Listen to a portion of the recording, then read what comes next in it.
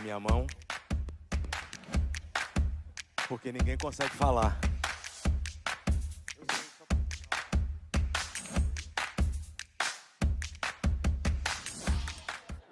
Era só para terminar o vídeo. Ok. Obrigado, pastor. Aqui. Tá aí? Então tá bom. Viram que terminou com a pessoa errada o microfone, né? Boa tarde, queridos irmãos. Que a paz e a graça estejam com todos vocês.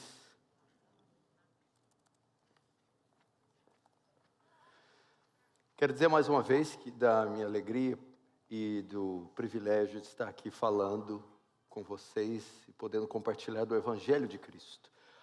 Nós sabemos que o estado da Flórida é um dos estados que mais contém brasileiros, e dentre eles muitos cristãos, muitos evangélicos, e que estão procurando igrejas bíblicas, e muitos se mudam para cá, não tem dificuldade no que tange a geografia, de fazer mudanças, até porque há muitas oportunidades de emprego em todos os estados dos Estados Unidos da América. Nesse sentido, por que não escolher um estado, uma cidade que possui uma igreja bíblica? E aqui nós temos, pela graça de Deus, uma igreja extraordinária, que agora conta também com a presença do reverendo Augustus Nicodemos. Então você, se está procurando igreja, se está aqui nos Estados Unidos, desamparado doutrinária e teologicamente, eis aqui uma excelente opção. Se o pessoal pudesse, no final da mensagem, passar o endereço aqui da Igreja Esperança, e para que as pessoas pudessem ter acesso, assistisse um culto, e quem sabe você programar para se mudar e dar um trabalho santo para os reverendos, né? Um trabalho que todo pastor gosta, né? Imagina ele discutindo com Augusto: Augusto, não sei o que eu faço, não está cabendo gente, temos que abrir mais um culto, o que você acha?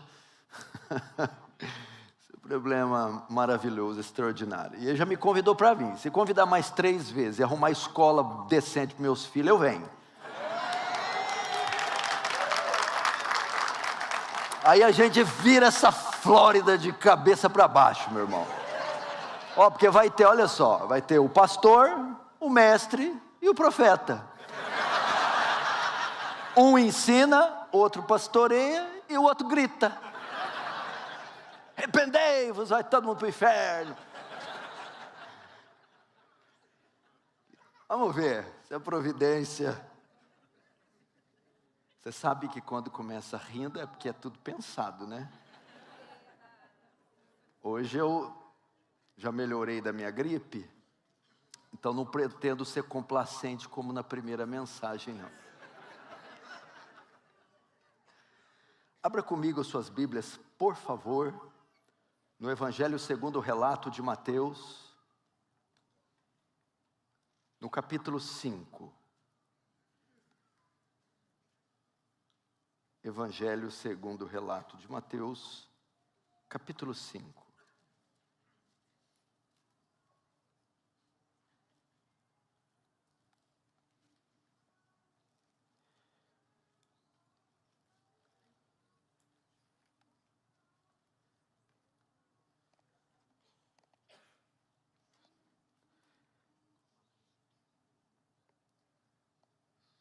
Um minutinho que eu estou com o notebook aqui. Mateus capítulo 5, no verso de número 13. Diz assim a palavra do Senhor: Vós sois o sal da terra. Ora, se o sal vier a ser insípido, como lhe restaurar o sabor? Para nada mais pressa, senão para, lançado fora, ser pisado pelos homens. Deixa aberto aí, fecha os olhos, vamos para mais uma rápida oração. Pai Santo, a Ti a honra, a glória, o louvor, o domínio, a exaltação. Vamos diante do Senhor cônscios da nossa miserabilidade, insignificância, pequenez e urgente necessidade de graça. Senhor, o que os Estados Unidos da América necessita é da graça do Senhor operosa, atuante, de uma igreja militante, poderosa, que proclama as verdades do Evangelho no poder do Espírito Santo. Vamos a Ti também cônscios da Sua magnitude, magnificência, grandeza, majestade, infinitude, imensidão, glória. E pedimos, Senhor, olha para esse local, para esse pequeno ponto pálido no universo, e se apieda desse local, se apieda desse estado, Senhor, e despeja da Sua graça gloriosa, abundante, salvando, restaurando, consolando, e quem sabe, irrompendo em um poderoso avivamento. Que Teu reino avance, que o Senhor receba glória para si, e que o Senhor nos conforme à imagem do Seu Filho. Amém. Queridos irmãos, você sabe, não é novidade para você, que os Estados Unidos da América é um país cheio de contrastes. Ao mesmo tempo que ele exporta bênçãos, ele também exporta maldições. É um país e é uma nação que, em se tratando da sua parte espiritual, moral, está doente. É uma nação sensual, idólatra. E quando eu falo de idolatria, não estou necessariamente me referindo a ídolos religiosos, mas talvez a sua pujança financeira, Hollywood e tudo que ela produz. É uma nação que carece desesperadamente da pregação do Evangelho. A imoralidade corre solta, pecado em cada esquina. Estive no estado da Califórnia esse ano, em Los Angeles, e fiquei impactado com o que eu vi. Nas ruas, drogados, prostitutas, maconheiros, devassidão, depravação, e reflete boa parte do que essa nação, do que é o perfil dessa nação.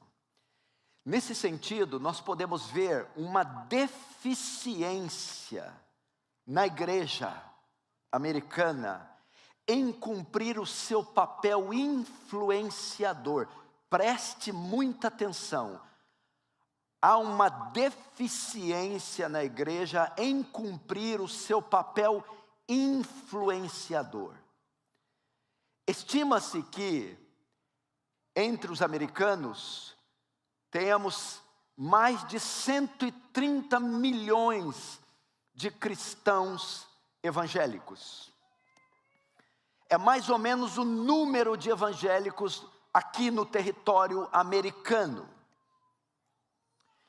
E a Bíblia, veja só, o texto que eu abri, o Senhor Jesus, Ele, das tantas características, ou dos tantos exemplos que Ele compara o cristão, Ele nos apresenta aqui como o sal da terra. Vós sois o sal da terra. Grave este número. São mais ou menos 340 milhões de cidadãos americanos. Destes, 130 milhões são evangélicos professos. E agora a Bíblia nos chama ao sal da terra. Por que Jesus fez essa comparação com a sua igreja? Isso não está aqui por acaso. O Senhor Jesus era preciso em todas as suas palavras, em tudo o que Ele dizia. Quando Ele nos compara com o sal, este condimento, este tempero milenar, usado na cozinha, ele tinha algo em sua mente. O sal tem pelo menos duas utilidades. Ele tem várias utilidades, mas pelo menos duas das suas maiores. A primeira delas é dar sabor ao alimento. Quando você coloca sal na carne, quando você coloca sal nos legumes, ele atenua, acentua, traz sabor ao alimento.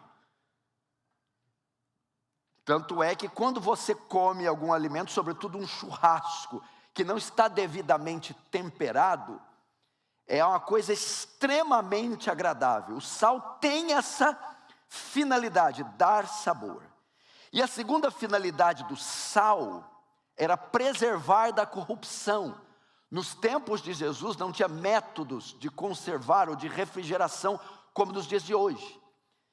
E uma das maneiras, por exemplo, da carne, a carne tem consigo germes e bacilos, que leva ela ao apodrecimento. Então uma carne se estraga com muita facilidade. Uma das maneiras, então, de conservar aquela carne por mais tempo, é atirar sal nela, e ela impedia a corrupção, o apodrecimento, a putrefação da carne. Então o sal tem a finalidade, então, de conservar ou de impedir a corrupção. Agora veja só, o sal é um elemento tão poderoso que uma pequena quantia apenas tem poder de salgar uma grande quantidade de alimento. Por exemplo, quando vai se cozinhar 1 quilo de feijão, não se usa 1 quilo de sal para salgar, porque ele é um elemento tão forte, tão influenciador, tão poderoso, que dependendo do tamanho da colher, 1 ou 2 colheres de sal são suficientes para salgar, influenciar 1 quilo de feijão. Isso dá mais ou menos 1,3 gramas. 1 quilo de sal, 1.000 gramas. 1 quilo de feijão, 1.000 gramas. 1,3 gramas de sal são suficientes para salgar 1.000 gramas de feijão. Veja só, 1,3 para 1.000. Tamanha é a potência, o poder influenciador do sal. Nos Estados Unidos da América, cerca de 46% dos americanos se dizem cristãos evangélicos. Portanto, você tem 330 ou 40 milhões de americanos e 130 milhões destes são cristãos, ou seja, é mais sal do que a nação pode suportar. É uma porcentagem mais elevada do que ela necessitaria se formos comparar o sal com o feijão, por exemplo, porque 13 gramas dá 1,3% comparado a 1.000 gramas de feijão. 1,3 é suficiente para salgar todo o feijão.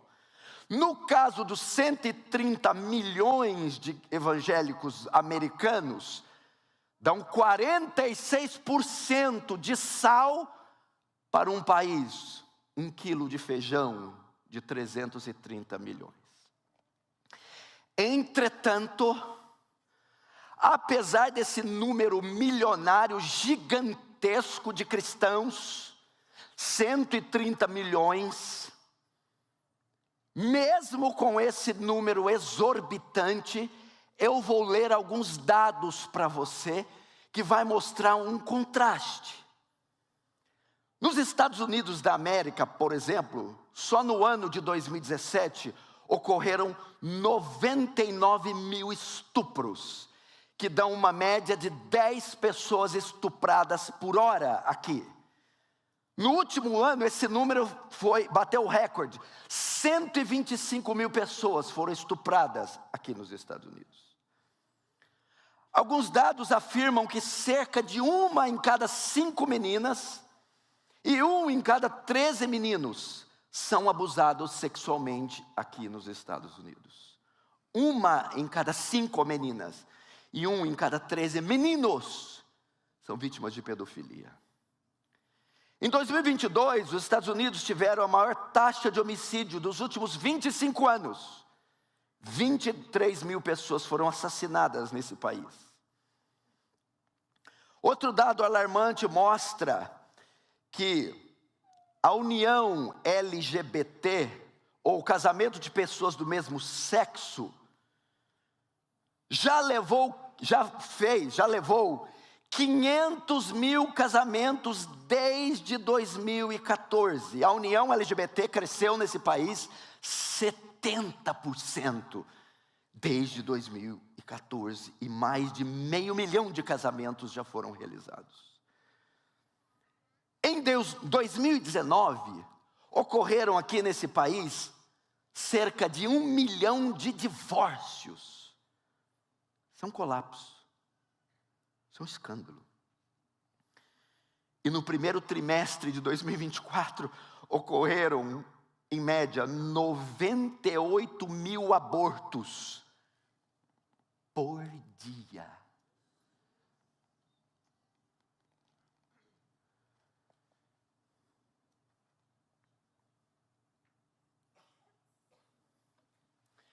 Espera aí. Se temos um total de 130 milhões de evangélicos, que representam sal, e o sal tem uma das finalidades, preservar da corrupção. O que significa? Que onde há a presença de um cristão, onde há uma igreja plantada, a corrupção tem que ser refreada, o mal tem que ser refreado. Quando há professores cristãos, quando há advogados cristãos, médicos cristãos, pais cristãos, quando a igreja é plantada em regiões, a presença da igreja, a presença desses cristãos tem que inibir o pecado, tem que constranger, refrear o pecado, de modo que esses números tinham que ter caído e não aumentado. Porque se temos 2 colheres de sal, são capazes de salgar 1000 gramas, 1 quilo de feijão, por que 130 milhões de cristãos não estão refreando o mal dessa nação?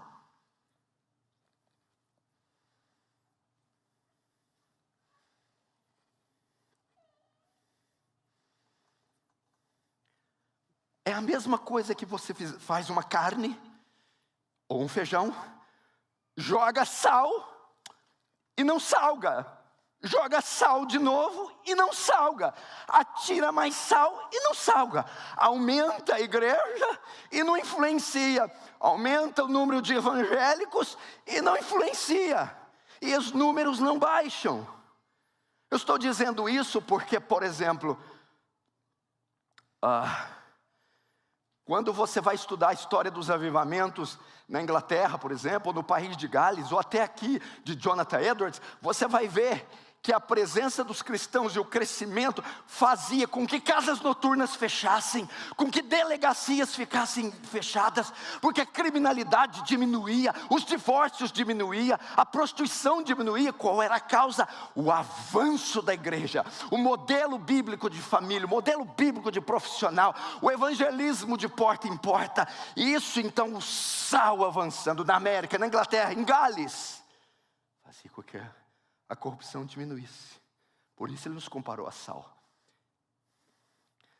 Para você ter uma ideia, se você tem 45 alunos em uma escola, todos são ímpios, só uma menina é crente, 44 ímpios, e tem uma professora canhota, e ela vai escrever na lousa alguma coisa sobre a justiça social, ou sobre a história, e a hora que ela vai zombar o nome de Jesus, porque esse fraudulento ela se lembra que aquela garota é cristã, está na sala, então ela fica inibida de zombar, de crer, muda de assunto. Porque a presença daquela menina com seu testemunho inibe aquela mulher de achincalhar o nome do Senhor, refreia a corrupção. E por que isso não está acontecendo no caso da América e também no Brasil? Porque no Brasil tem cidade que você tropeça numa igreja para cair na outra.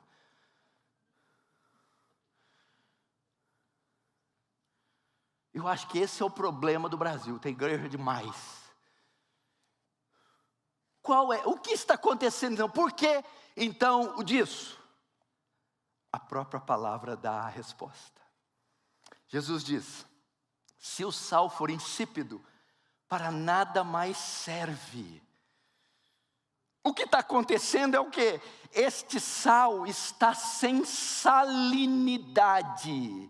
Esse sal está insosso, esse sal está sem propriedade de sal, por isso que mesmo aumentando, mesmo atirando o sal, ele não salga, ele não influencia. Então Jesus diz que pode haver a possibilidade de um sal não salgar, de um sal não ter salinidade.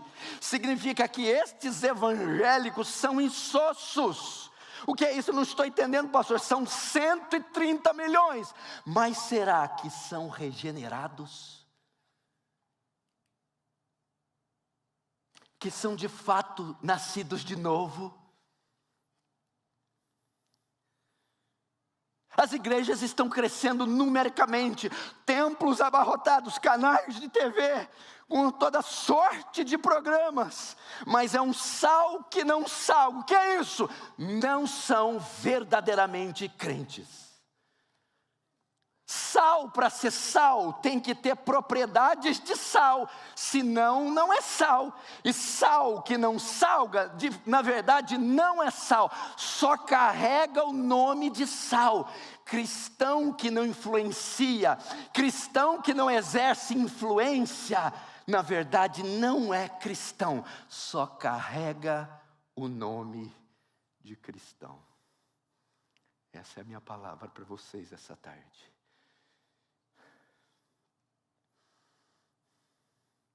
Nós estamos vendo o crescimento de uma igreja nominal. Crentes nominais, que não foram regenerados. Irmãos, nós estamos esquecendo. Quando eu estou dizendo aqui, eu não estou generalizando, eu estou dizendo a maioria. É claro que existem igrejas saudáveis e bíblicas. Eu estive no meio daquele estado da Califórnia e assisti um culto na Grace do John MacArthur. Nós estamos aqui vendo a Igreja Esperança, mas essa não é a realidade da totalidade da nação. Porque nós estamos esquecendo da transcendência da conversão. A conversão não é um ato humano, a salvação não é uma escolha pessoal, um tanque de batismo não a produz, uma profissão de verbal de fé não a produz, é uma obra sobre-humana, sobrenatural, cujo agente é o Espírito Santo. João 16, 7, 8 diz: todavia digo a verdade, convém que eu vá, se eu não for o Consolador não virá. Quando ele vier, convencerá o mundo do pecado, da justiça e do juízo. O que é isso? É o mesmo que salvação. E quem convence o homem? Quem transforma o homem? Quem salva o homem? O Espírito Santo. É uma obra transformadora.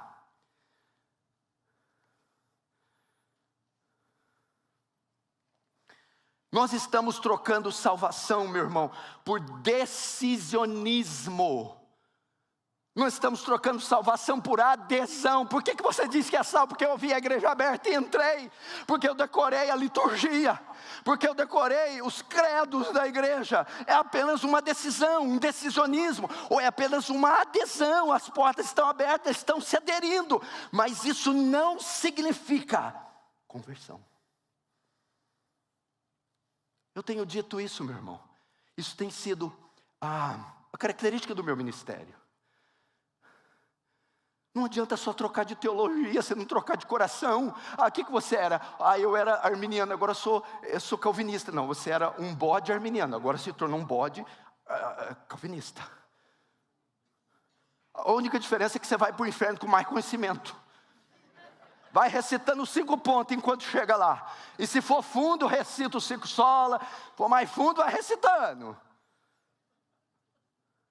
Nós precisamos entender que todo o conselho de Deus não significa necessariamente conversão.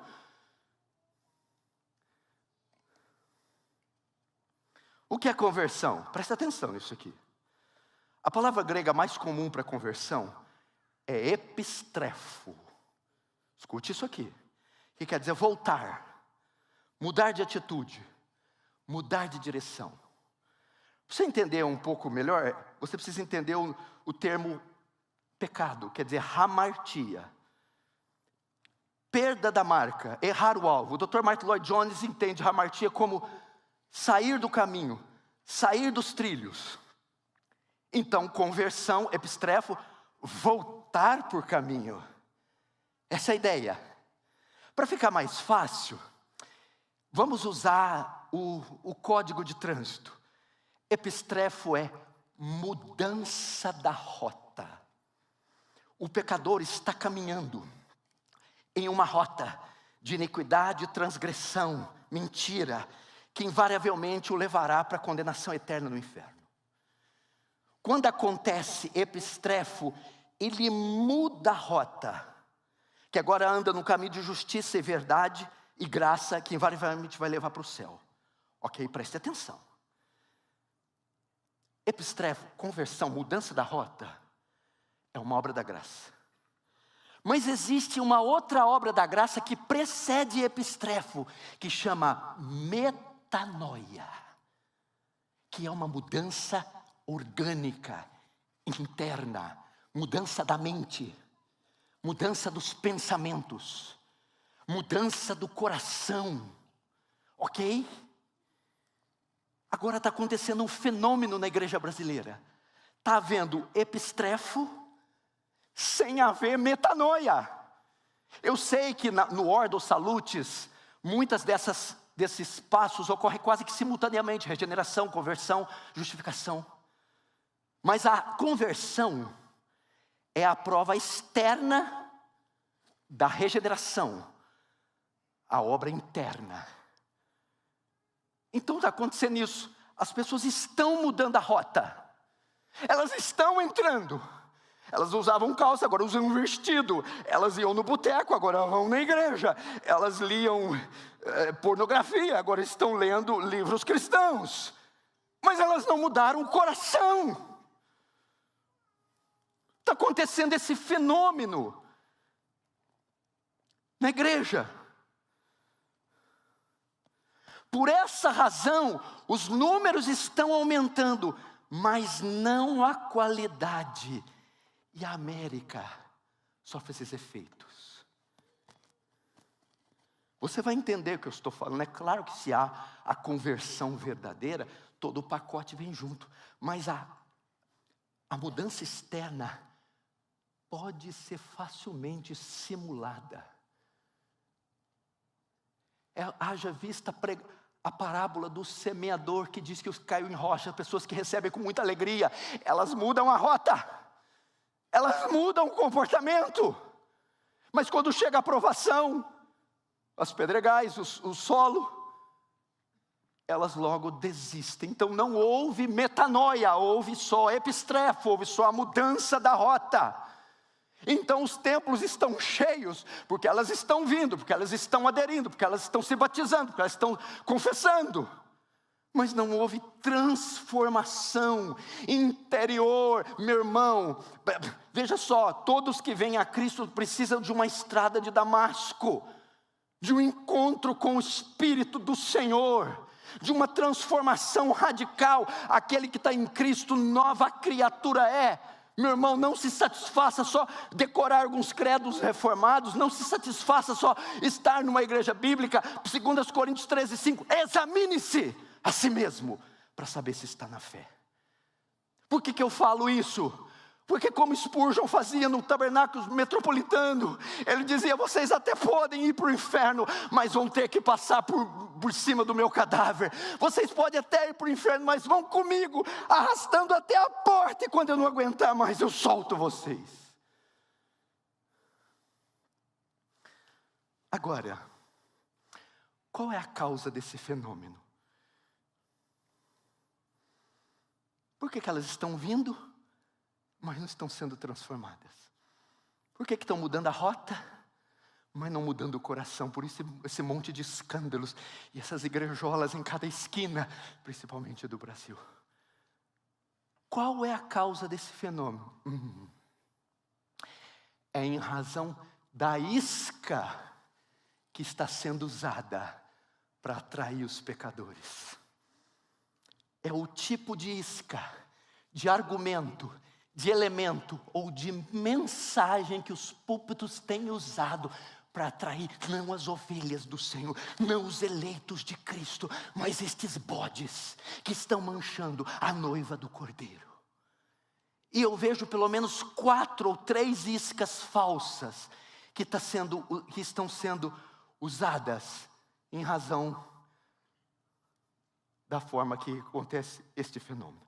Primeiro, um evangelho pragmático.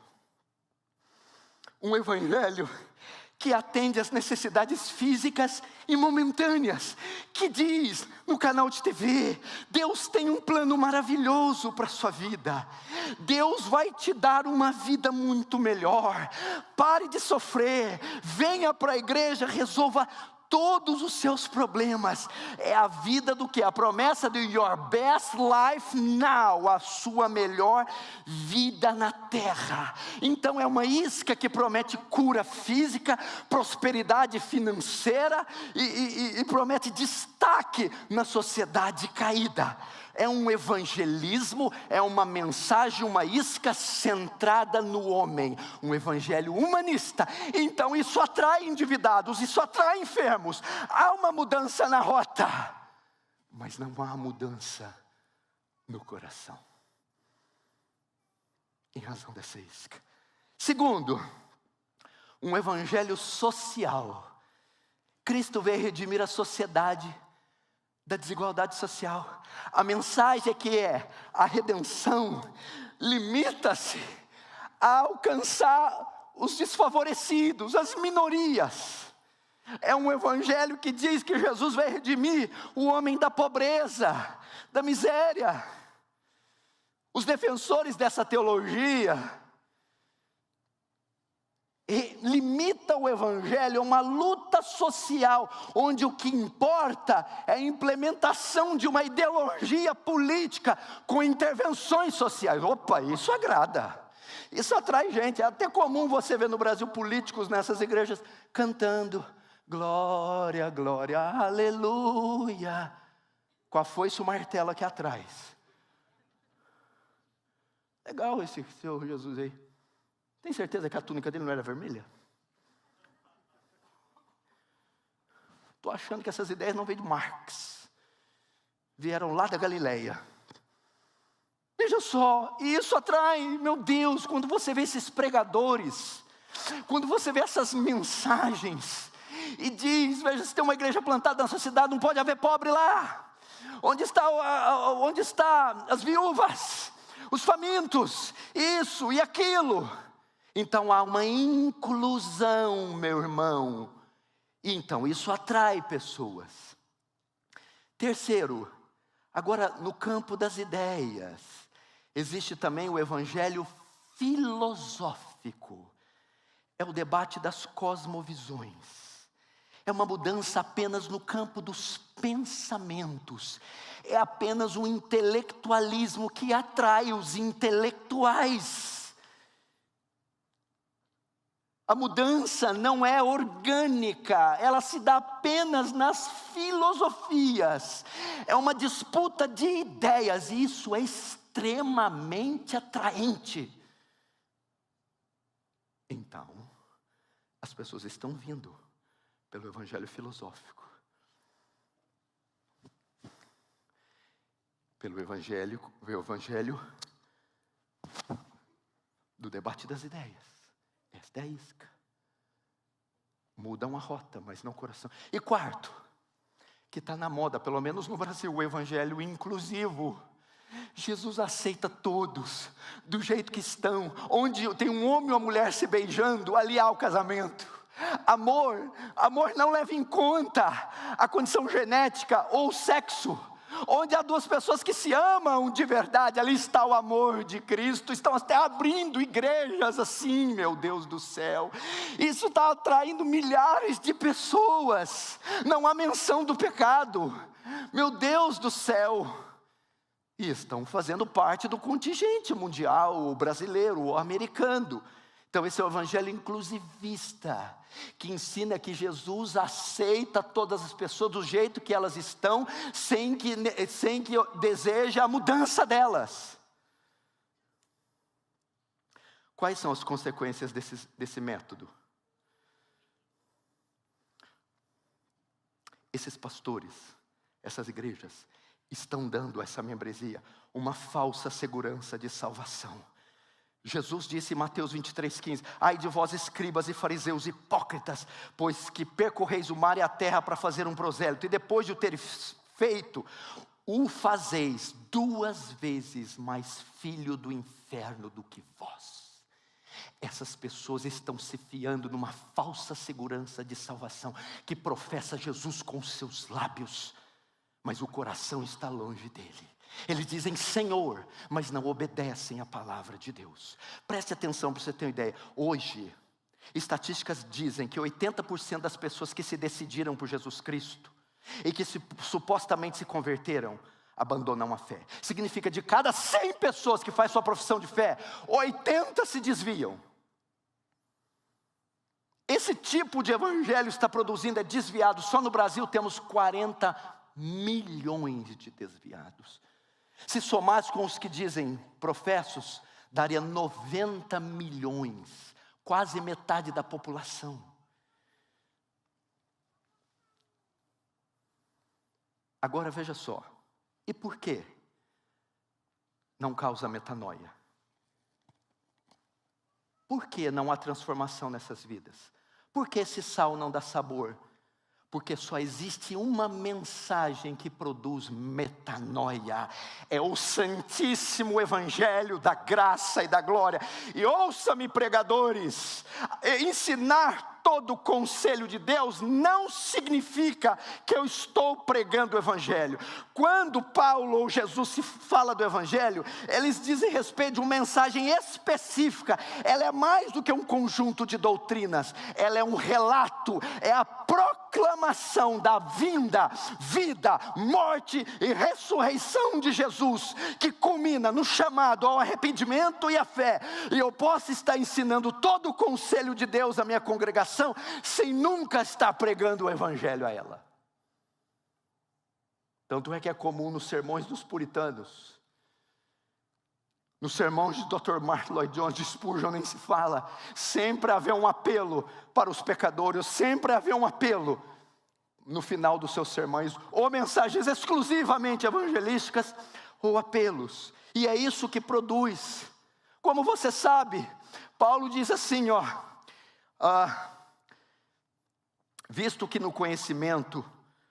que o mundo no seu conhecimento não conheceu a Deus, mas aprove a Deus salvar o homem, o crente, pela loucura da pregação, e sobretudo a pregação do evangelho. A mensagem que Deus confirma com o poder do Espírito Santo é a proclamação do evangelho.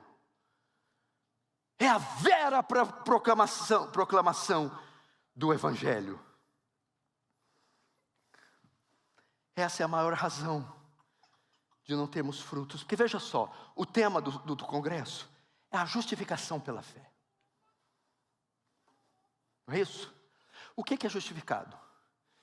É um termo forense que leva-nos para o campo jurídico, que acontece no passado. Quando cremos no Senhor Jesus, o martelo do céu é batido. No tribunal de Deus nós recebemos uma sentença favorável e somos considerados, tratados como legalmente justos. Ok? E como a justificação acontece? Pela fé.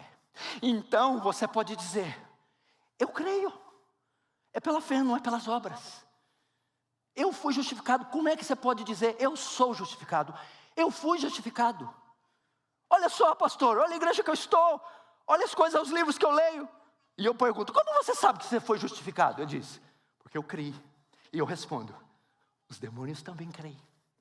Os católicos também dizem que creem. Os adventistas também dizem que creem. Veja só, na justificação, o homem não trabalha, é uma obra unilateral. É uma obra da graça de Deus.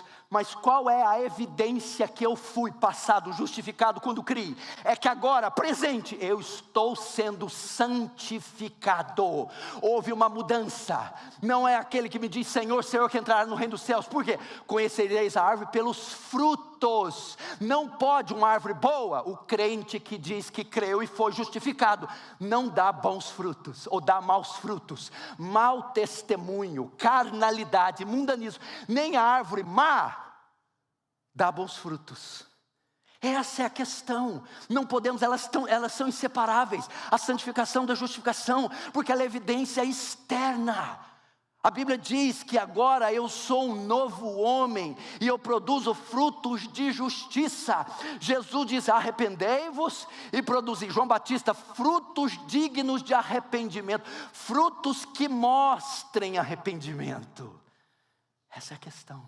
E quando olhamos para esse contingente americano e brasileiro de crentes profetas que disseram que creram, portanto foram justificados, mas não vemos em suas vidas os frutos de justificação, os frutos de justiça, andando em santificação e novidade de vida, essa é uma evidência poderosa que não houve justificação. Nós temos que tomar cuidado com isso.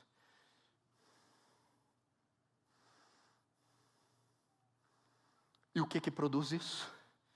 Quando você está diante de uma congregação, quando você dá uma Bíblia a ela, um vídeo ou um texto, e a exposição do Evangelho é feita com profundidade, no poder do Espírito Santo. O que é o resumo do Evangelho?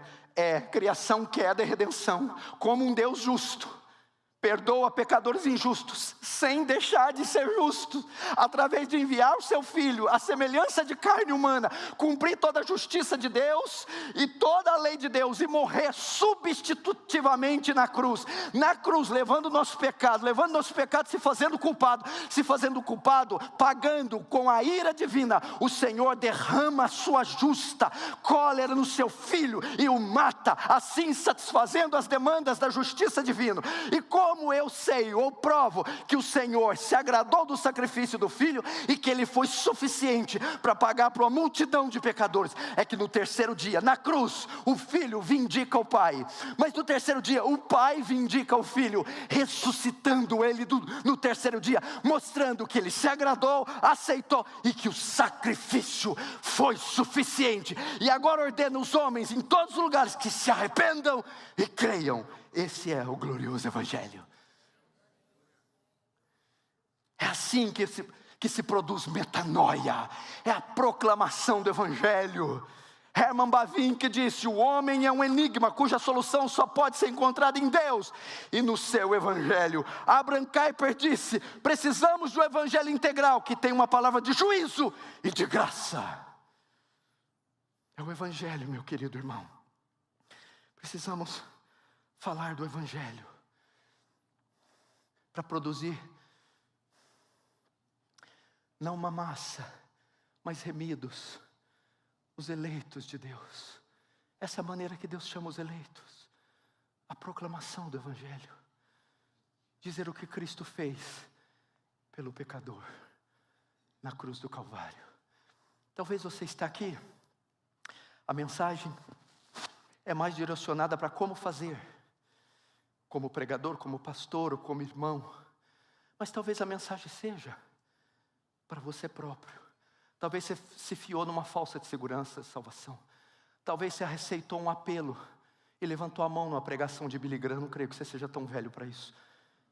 Talvez você fez um apelo melhor para você se fosse Billy Graham, mas talvez foi um apelo de algum pastor da teologia da prosperidade, de algum Joel Osteen da vida, Kenneth Copeland da vida. Talvez você pôs a mão na tela, na mão do pregador e diz: repita comigo. Talvez você, fruto de um copo d'água benzido, ungido. Talvez você só pegou um pedaço do catecismo de Westminster e leu e já achou que era um reformador genebrino. Não, você não é. Talvez você se fiou nisso, numa falsa segurança. Por que eu estou falando assim? Por que eu prego dessa forma? Se eu estivesse falando da cor do seu carro, do seu green card, se eu estivesse falando de com quem você vai se casar, talvez nem se case e tenha um livramento. Eu poderia negociar, mas não, meu irmão. Eu estou falando da sua vida, da sua alma, que pode se encontrar por toda a eternidade, ou nos céus com Cristo, ou no lago que arde como enxofre. Precisamos nos avaliar. Aonde estamos fiando a nossa segurança? Nas obras e nos méritos de Cristo. E vendo que o Espírito Santo nos transformou. E aquilo que nós amávamos hoje nós odiamos. E aquilo que odiávamos hoje amamos. A justiça divina. Examine-se essa manhã, essa tarde. Veja como está a sua vida. E talvez haja não salvos em nosso meio. Mas se você entrou aqui e não é salvo, não significa que você precisa sair não salvo. O Filho do Homem não veio condenar o mundo, mas salvá-lo. Em Apocalipse 20, João vê um trono de juízo. Não há corte de apelo naquele trono. O veredito é final. Mas hoje, em Hebreus 4, o trono da graça e da misericórdia. Veja desse trono jorrando cascatas de graça e de misericórdia. Manso e suave, Jesus te convida. Vem já, vem já. O Senhor convida. O convite gracioso do perdão, da remissão. Como você faz? Estava estudando um livro de Anthony Huckman. Ele conta da conversão de Spurgeon, que entrou numa pequena capela quando adolescente. E o pastor pregava aquele texto de Isaías. Olhai para mim, vós e todos os termos da terra, e sede salvos. Olhem para mim, Cristo. Olhem para Cristo. Repousem nos méritos de Cristo, na obra de Cristo, na morte de Cristo, na ressurreição de Cristo. E lance sua confiança nele, sua esperança. Não se fie mais nas suas obras, na sua bondade, nas suas confissões, mas apenas na obra de Cristo. Vamos fechar nossos olhos, por favor. Feche os seus olhos. Ore ao Senhor agora. Uma oração íntima, particular.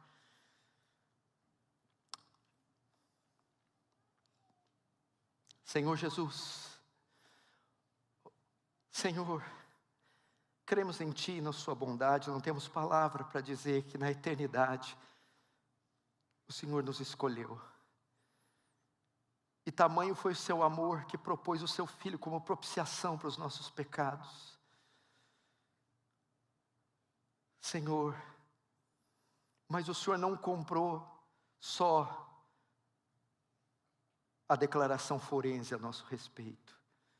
O Senhor também proporcionou novidade de vida. O Senhor nos elegeu para sermos santos e irrepreensíveis.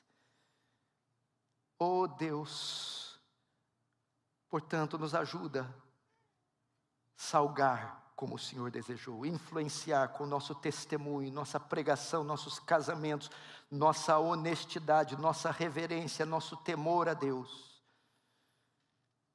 O que os Estados Unidos da América está precisando, Senhor, é uma volta para suas origens, para o Evangelho de Cristo, para a Palavra de Deus, e ser um povo bíblico e santo. Senhor, se há pessoas aqui que são suas e o Senhor ainda não chamou, chama-as por sua graça, chama-as, as que vão vir pela transmissão, as que vão ver no YouTube, chama o teu povo, Senhor. Ninguém pode resistir à voz do Espírito Santo, o poder do Espírito Santo, Senhor. Homens, mulheres, jovens, crianças, todos aqueles que o Pai entregou ao Filho, nenhum vai se perder, Senhor. Chama por sua graça, Senhor. Nosso desejo é que um dia, Senhor, quem sabe, se estiver nos teus decretos, um avivamento se irrompa, Senhor, aqui na Flórida, Senhor. E quem sabe, Deus, essa igreja, esses eventos, sejam um dos seus instrumentos para promover isso, Senhor. Deus, te pedimos, não porque há qualquer coisa em nós digna, Senhor, não fiados nas nossas justiças, mas nas suas muitas misericórdias, Senhor, na unilateralidade do seu amor, Senhor, Senhor, no seu poder, Senhor, na sua graça. Se o Senhor quer uma oportunidade para receber glória, eis aqui, Senhor, a Igreja Esperança. O terceiro encontro de fé reformada, os pregadores, os irmãos, Eis aqui, Senhor, nós, pequeninos pecadores, para que toda honra, toda glória sejam suas para sempre. Amém. Deus abençoe.